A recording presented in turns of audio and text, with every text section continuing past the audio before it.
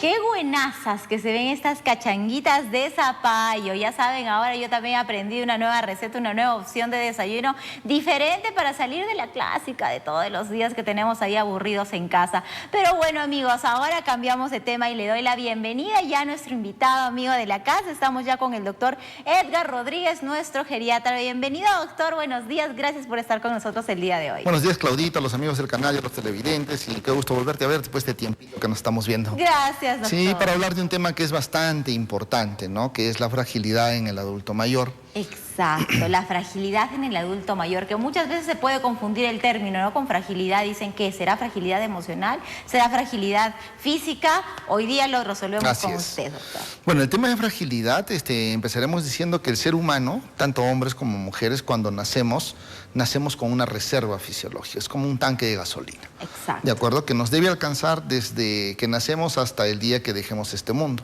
No es renovable, o sea, no es como el tanque de gasolina de nuestros autos que se acaba, vamos al grifo y le echamos más. Y rellenamos. Entonces, qué bueno sería, esto, ¿no? Así es, sería excelente, ¿no? Claro. Pero no se puede y eso nos tiene que alcanzar durante toda la vida. ¿Ya? Entonces, mientras yo me gaste más rápido esa reserva en épocas anteriores al adulto mayor, voy a tener un mejor o un peor envejecimiento. Okay. ¿De acuerdo? Entonces, si yo he sido muy metódico en etapas anteriores, cuando he sido desde niño, adolescente, joven, adulto, y he llevado una vida ordenada, metódica, con buena alimentación, sin enfermedades crónicas, entonces voy a tener una buena reserva fisiológica para afrontar todos los procesos del envejecimiento.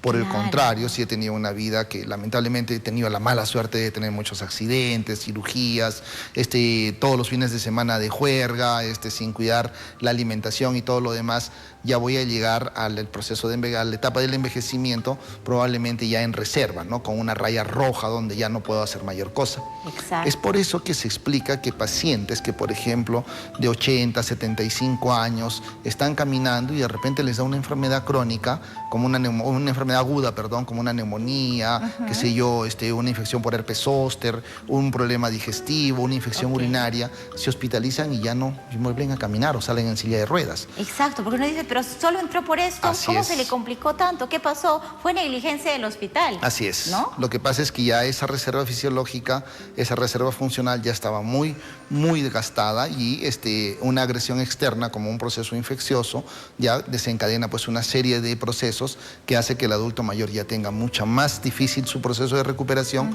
y pierde funcionalidad. Entonces ahí es donde van los esfuerzos de detectar este estado de fragilidad o prefragilidad. Lo ideal sería agarrarlo en prefragilidad o incluso en el estado de robustez, porque lo contrario de fragilidad es la robustez. Okay. ¿De acuerdo? Y mantener esa robustez. Pero ¿cuándo yo debo empezar a preocuparme? ¿No? O sea, ¿y cómo detecto la fragilidad? ¿Es fácil? ¿Tengo que medirla? ¿Le tengo que hacer algún examen físico? No, no es necesario. Es simplemente preguntarle al paciente. Nosotros sí lo hacemos en el consultorio, por ejemplo, hacemos una velocidad de marcha. Los hacemos caminar 6 metros y lo medimos con un cronómetro y vemos cuántos metros camina por segundo. ¿De acuerdo? Entonces, lo que normalmente caminan los adultos mayores es 0.6 metros por segundo. Entonces, cuando eso se hace más lento, entonces nosotros ya paramos las orejitas como antenitas y empezamos a buscar qué cosa es lo que lo está enlenteciendo, ¿no? Pero le podemos preguntar, ¿te cansas en las actividades habituales que hacías antes? Si antes caminaba 5 o 6 cuadras, 1 kilómetro, 2 kilómetros, 5 kilómetros y ya no lo puede hacer, ya se cansa con mayor facilidad sin haber ninguna otra, digamos, otra condición, entonces ya puede ser un criterio de fragilidad, ¿de acuerdo? La pérdida de peso es un criterio de fragilidad, la disminución de la velocidad de marcha, claro, una pérdida de peso no intencionada se llama, ¿no? Entonces, porque ahora que viene el verano ya todo el mundo va a empezar a hacer dieta y va a bajar de peso, entonces esa pérdida de peso no cuenta, es una pérdida de peso que yo hago mis actividades habituales, como lo mismo y empiezo a perder peso sin razón alguna. Entonces, eso es un criterio de fragilidad. Nosotros medimos también la fuerza de prehensión o la fuerza de agarre, ¿no? Tenemos un aparato que se llama dinamómetro y que los hacemos apretar a todos los pacientes y vemos cómo está su fuerza de prehensión. Entonces, tenemos diferentes valores por grupos etarios, o sea, no es lo mismo un paciente de 70 que uno de 80 y tampoco es lo mismo un varón que una mujer. Entonces tenemos ya los estándares establecidos y vamos midiendo esa fuerza de prehensión. Si empieza a disminuir esa fuerza de prehensión, entonces ya podemos hablar de un criterio de fragilidad y ahí es donde tenemos que buscar cuál es la causa. De acuerdo, de repente mi paciente tiene enfermedades crónicas que no están controladas, ha tenido de repente la pérdida de un familiar, familiar, de un ser querido, está en una época de duelo, una depresión, de repente ha tenido algún evento, qué sé yo, algún problema económico, problemas con los hijos, que a veces los hijos damos demasiados problemas a los adultos mayores. Hay que dejarles su espacio para que ellos puedan vivir y distribuir sus cosas como mejor les parezca. Es de ellos, es el fruto de su esfuerzo y yo no tengo por qué inmiscuirme como hijo en eso, ¿de acuerdo? Entonces a veces los hijos traemos muchos problemas y hay que ver, de repente tiene problemas visuales, tiene problemas auditivos, que hay que descartar que no tenga cualquier tipo de patología que pudiera estar explicando esas situaciones que hemos mencionado anteriormente. Claro que sí, hay que estar atentos, ¿no? Dicen, muchas veces escuchamos este comentario de que nuestros adultos mayores es como que se volvieran como unos niños, ¿no? Entonces hay que estar atentos a ellos, a cualquier cambio en su actividad, de repente en su silencio, en si ya no están hablando como antes, por qué razón se da. Fomentar la comunicación entre ellos, ¿no? Y no estar riñéndoles o que dicen algo, ay, a reñirles o llamarles la atención, porque si no van a evitar el decirnos qué es lo que está sucediendo. En este caso en particular, doctor, sobre esta pérdida de peso involuntaria que he visto que se da en muchos casos de los adultos mayores, ¿por qué razones que se da esta pérdida de peso involuntaria? Mira, ¿por qué razones se puede dar? Hay un fenómeno que se llama anorexia del envejecimiento, ¿de acuerdo? Este es un fenómeno, digamos, propio de la etapa del adulto mayor. Nuestro cuerpo es tan sabio y nuestro cerebro es tan inteligente que te dice, como ya no haces mucha actividad física, porque sí es cierto, va desgastándose todo nuestro organismo, ya no vamos a poder hacer el mismo nivel de actividad física que hacíamos antes, entonces el cerebro te dice, ya no comas tanto, ¿no? Entonces, porque si no vas a generar mucha cantidad de calorías y eso te va a subir de peso y eso no es bueno. Entonces, con una forma de protección aparece este fenómeno que es anorexia del envejecimiento. Esto puede llevar a perder, digamos, kilo y medio, hasta 2 kilos por año, ¿de acuerdo? Entonces digamos que es una pérdida habitual. Entonces, pero tenemos que saber, o sea, por eso es que es importante, por ejemplo, en el consultorio de geriatría del hospital donde yo trabajo, a todos los pacientes se los pesa y se los talla, todos los meses. Y de preferencia, si yo voy a utilizar una balanza para pesarme y tallarme, tengo que ser en la misma balanza, porque no todas las balanzas son iguales. Siempre están calibradas de una forma diferente. Entonces, ¿no? Exacto. Entonces, si yo tengo mi balanza en mi casa, ese es el peso que debo llevar. ¿Cada cuánto tiempo debo pesar al adulto mayor? Tengo que pesarlo por lo menos una vez al mes. ¿De acuerdo? Para ver cómo está, porque hay el otro caso que va bajando de peso y la otra contraparte es que van subiendo de peso, ¿de acuerdo? Que tampoco no es lo más adecuado. Entonces, la talla sí es, digamos, un parámetro que va a variar, va a fluctuar mucho con el envejecimiento, porque en la columna los discos intervertebrales se van deshidratando y se van disminuyendo su altura. Entonces, vamos disminuyendo de tamaño también conforme van pasando los años. Digamos que eso no es tan llamativo, salvo que, pues, por ahí el paciente tenga una fractura, una fractura por osteoporosis, que sea severa y se aplasta el huesito y baja de talla bruscamente, entonces eso también nos tiene que llamar la atención. O sea, que sí es cierto esto de que cuando uno va envejeciendo se va achicando. Así es, vamos disminuyendo de tamaño. Ay, eso doctor, sí ¿de qué porte quedaré entonces? Yo ya cuando llegué a la Lo bueno es que las mujeres lo pueden solucionar fácilmente con los zapatos, cosa que los adultos mayores, de las damas adultas mayores, ya no pueden utilizar porque ya les causa dificultad para caminar, tienen pérdida de masa muscular, y esa es la otra situación que te puede condicionar la fragilidad, ¿de acuerdo? La pérdida de masa muscular. Entonces, y la pérdida de masa muscular también es un fenómeno fisiológico. O sea, es normal perder masa muscular cuando vamos envejeciendo. ¿A partir de qué edad el ser humano empieza a perder masa muscular? A partir de los 40 años. 40 años, que puede sonar hoy por hoy 40 años súper joven, pero miren, ya desde los 40 años empiezas a perder. Y en realidad, a partir de los muscular. 40 años es donde empieza el proceso de envejecimiento, porque es, digamos, la edad en la cual nosotros alcanzamos como seres humanos, alcanzamos la plenitud de nuestras facultades físicas y mentales, y de ahí ya viene una declinación. Entonces, ahí es donde, mira, hasta dónde tenemos que retroceder para tener un mejor envejecimiento. Entonces, si yo sé que a partir de los 40 años ya voy a empezar a perder masa muscular, tengo que tratar de evitar esa pérdida de masa muscular con una dieta adecuada, mayor consumo de proteínas, ejercicios. A los 40 años todavía se puede hacer ejercicios de resistencia específicamente, que son los que van a mantener masa muscular para evitar esta sarcopenia, que es la pérdida de fuerza y masa muscular, que a la larga me puede llevar a fragilidad. Pero hay otros autores que dicen la fragilidad, o sea, esta pérdida de peso involuntaria, esta disminución de las actividades físicas, disminución de la fuerza de prevención, puede ocasionar sarcopenia. Entonces, muchas veces caemos en esa discusión, ¿no? ¿Qué es primero, el huevo o la gallina, ¿no? ¿Quién pone el huevo? La gallina. ¿Pero de dónde nace la gallina? Del huevo. Entonces, fragilidad y sarcopenia van juntos, de la mano. Nosotros a veces tratamos no de buscar una causalidad, cuál es primero, sino más un paralelismo. O sea, el paciente que tiene sarcopenia va a tener fragilidad y el que tiene fragilidad va a tener sarcopenia, y tengo que hacer una intervención multifactorial. O sea, no solamente es atender la parte médica, sino es atender la parte social, la parte afectiva, la parte cognitiva, la parte física. Entonces, el manejo de esto es multifactorial y multidisciplinario. O sea, está el geriatra, está el rehabilitador, está el asistente social, está el psicólogo, que nos van a apoyar y poder determinar un plan de seguimiento y tratamiento para tratar de recuperar a este paciente. Ver un paciente que camina con bastón, con pasos cortos, todo encorvadito, agachado, ya, pues ese paciente es frágil. No necesitamos ser médicos para detectarlo, pero yo tengo que detectar a aquel paciente que yo lo voy viendo, porque en la consulta privada ya vamos viendo a los pacientes en forma, ya tengo pacientes que los veo hace 5, 6, 7, 10 años y hemos visto su proceso, ¿no? Entonces, cuando ya lo vemos, entra, ¿por qué está caminando así, no? Si usted caminaba bien. Entonces, no, que se murió mi mascotita. ¿De acuerdo? Y por la muerte de la mascotita también pueden hacer un duelo patológico y pueden hacer un problema depresivo. Entonces ahí es donde tenemos que intervenir, lo mandamos al psicólogo para que converse, damos tratamiento antidepresivo si es que es necesario y lo sometemos a terapia física y a una buena consejería nutricional para tratar de preservarlo, porque la idea del geriatra, o sea, el fin del geriatra es mantener la función. O sea, no nos interesa tanto que el paciente viva 100, 105, 120 años, sino que sea funcional para que por lo menos pueda hacer sus actividades básicas de vida. Definitivamente, doctor, qué importante. Y el tema de los huesos, doctor, el tema de los huesos, que es importantísimo cuando llega a determinada edad.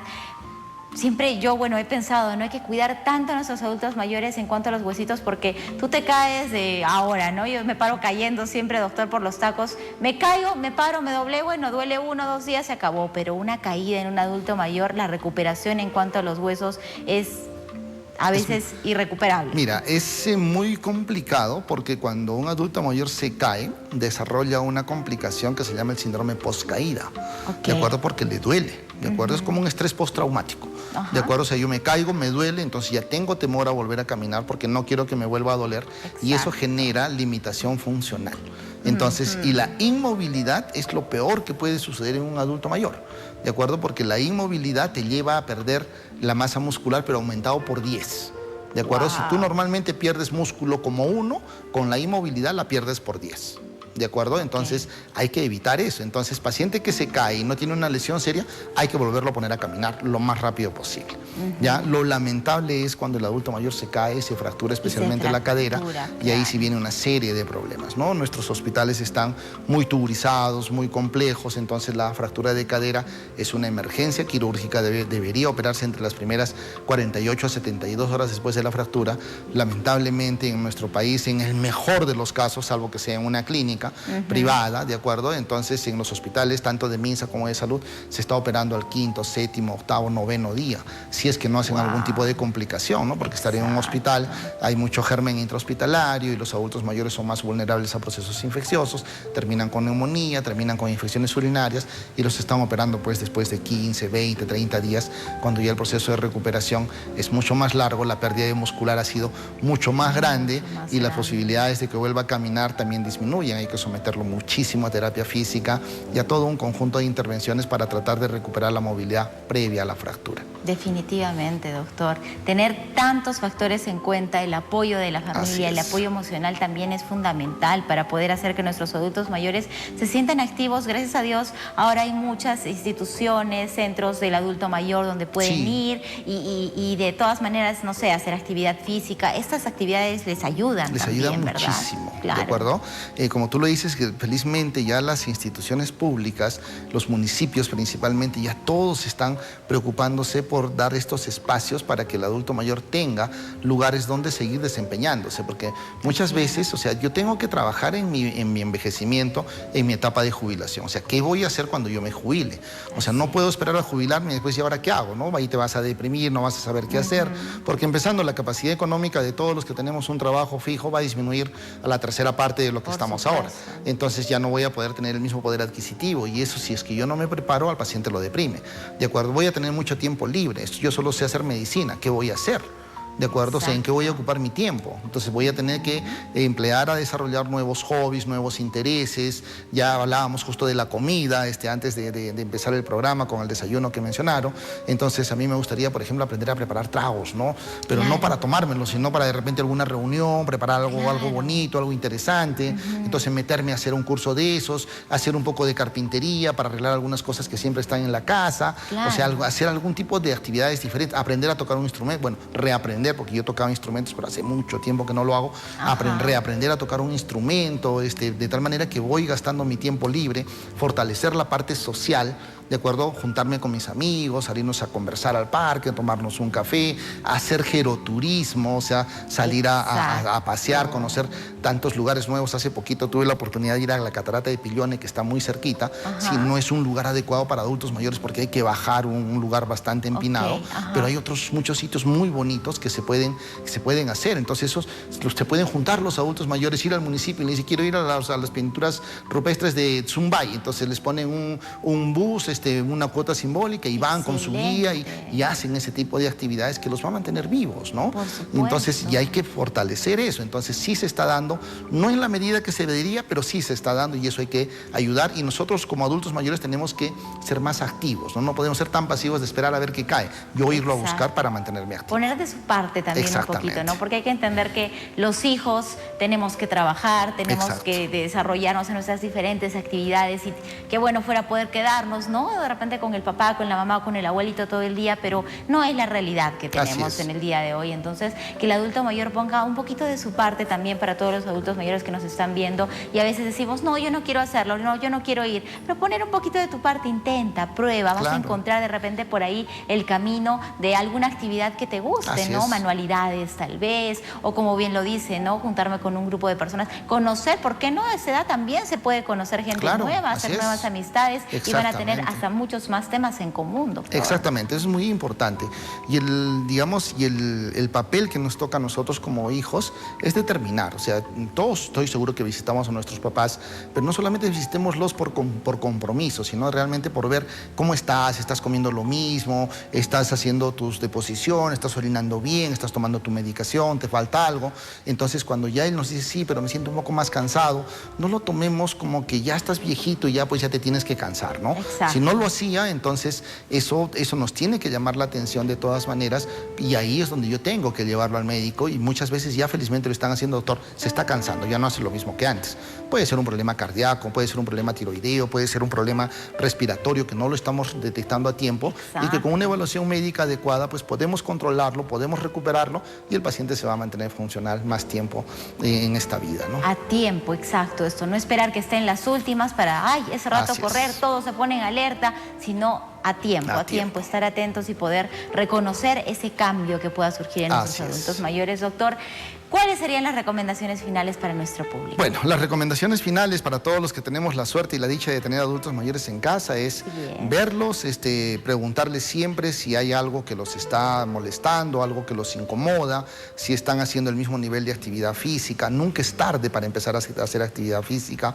Las caminatas son bastante buenas, ver cómo está su alimentación, ver cómo está la visión y la audición, que también son bastante importantes para que pueda interrelacionarse con el medio interno, ver si tiene enfermedades crónicas, si están controlados, preocuparnos un poco por las citas de controles que a veces son bastante complicadas de sacar, y siempre estar pendiente de sus necesidades, ¿no? Hacerlos participar activamente en todos los procesos que hay, en todas las actividades que hay, a sus cumpleaños de los nietos, que ellos participen activamente y también den sus opiniones. O sea, no solamente si es su cumpleaños le pregunto qué quiere hacer, ¿no? No, yo voy a determinar qué es lo que voy a hacer. Entonces, para hacerlos sentir importantes y que sigan acompañándonos el mayor tiempo posible. Qué lindas recomendaciones, doctor. Excelente. Entonces, agradecerle muchísimo por esta entrevista, doctor.